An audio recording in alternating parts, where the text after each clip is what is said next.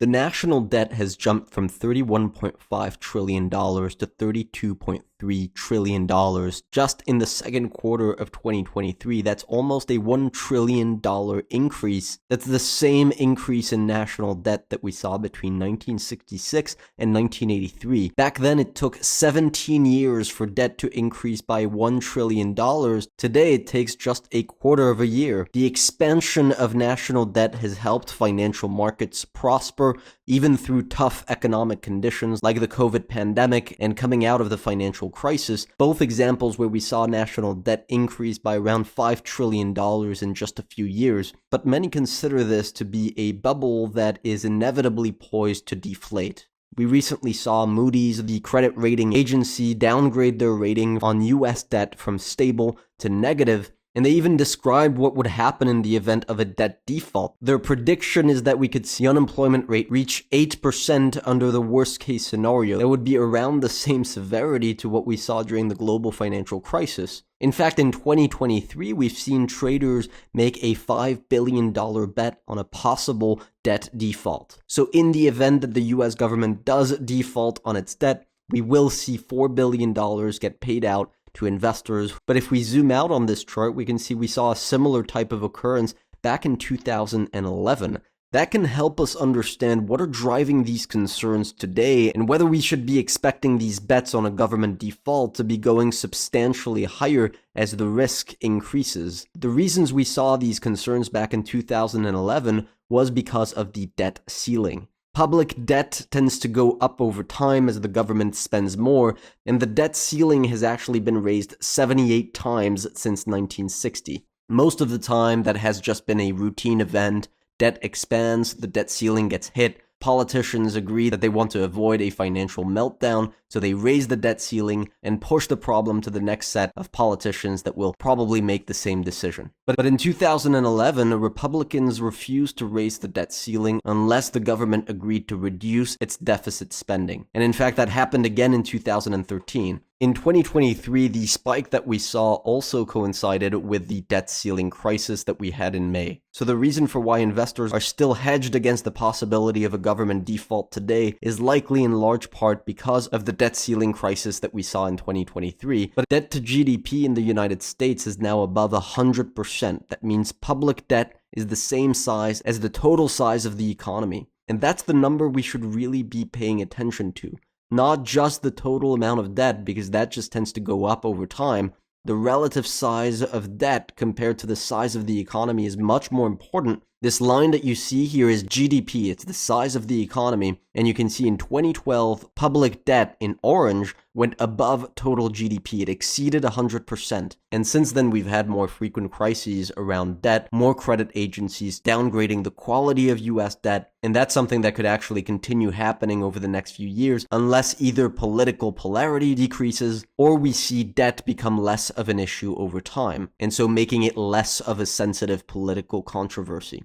In terms of actually having a limit where the system collapses or that the US just runs out of money to pay back the debt, it's unlikely that we're going to see that without a complete economic collapse. But that's a difficult scenario to imagine because the government's debt is denominated in US dollars. That means the US can physically print money to reimburse its own debt. That's not like an individual or a business that owes money. It would be illegal for those to print US dollars, so they can actually go bankrupt. That's probably not the case for the US government. The way that the US can get into a very tough situation is if we continue to see the debt rise rapidly, but we see the size of the economy stagnate. You could see things like the interest payments that the government pays on its debt become larger and larger relative to the amount of government revenue. Because if the economy is not growing as quickly as debt is, then the revenues you get from taxes are not growing as quickly as interests are. Interest costs on government debt right now are at 15%, and that's actually projected to continue with the government's current spending patterns. So the ideal scenario would be to see debt grow less quickly than the size of the economy, and that is something that has happened in the past. For example,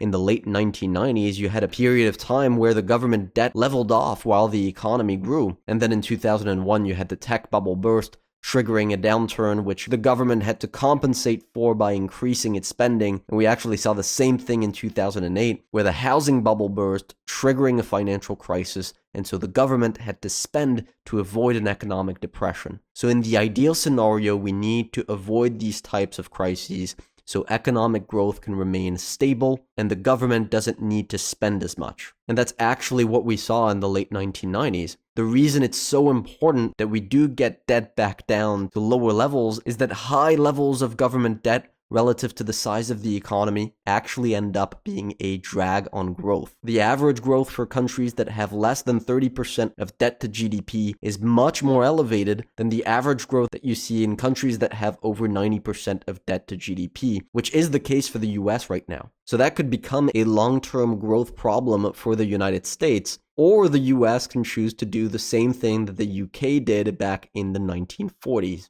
The UK also had extremely high levels of debt relative to the size of the economy following the Second World War, and just like the US dollar today, the British pound was the world reserve currency. And the UK ended up being able to get out of a massive debt burden without plunging the British economy into an economic depression after the war. The way it pulled that off is that the UK devalued its currency in the 1940s, 50s, and 60s in order to get out of debt. It took around $5 to buy a pound back in the early 1900s. By the 1970s, the exchange rate was almost $1 for a pound. These devaluations made the pound cheaper. So all of a sudden, British goods became cheaper for foreigners to buy, and that immediately boosted demand for them, which boosted British manufacturing and exports. The cheaper pound also made paying the debt mechanically easier. It allowed the UK to print money to pay back its debt because, again, the national debt was denominated in British pounds. Now, that all, of course, came at the cost of investors losing confidence in the pound. It went from representing around 70% of global foreign exchange reserves to less than 10% over the course of just a few decades, and instead, investors turned to the US dollar as the world reserve currency. The global foreign exchange reserves in dollars surged from 10% to 70% to completely replace the pound as the world reserve currency. And it still remains around those levels in 2023. So the United States has the power to do what the UK did in the 1940s to get itself out of debt. In that scenario, you would see the US dollar decline considerably during the next economic downturn, as the government and the central bank try to get debt levels back down. Now, that could also mean that we see a big boost in manufacturing as American-made goods become cheaper, attracting foreign demand. And that could potentially allow the US to boost its economy and come out of its debt burden. Now, unfortunately, the dollar isn't just dependent on what the United States is doing. The dollar's strength is relative to other currencies like the euro and the Chinese renminbi. If we see the European and Chinese economy doing much worse than the US, you would actually see a melt up in the dollar. That's actually what we saw in 2015 with Brexit and in 2022 when Chinese real estate was crashing. Now, we happen to think that China is going to be recovering over the next couple of years and that the US will be going through a deep recession that's going to drag the US dollar lower. That's why our rating for silver is 8 out of 10. Both gold and silver could be on the verge of a big breakout today.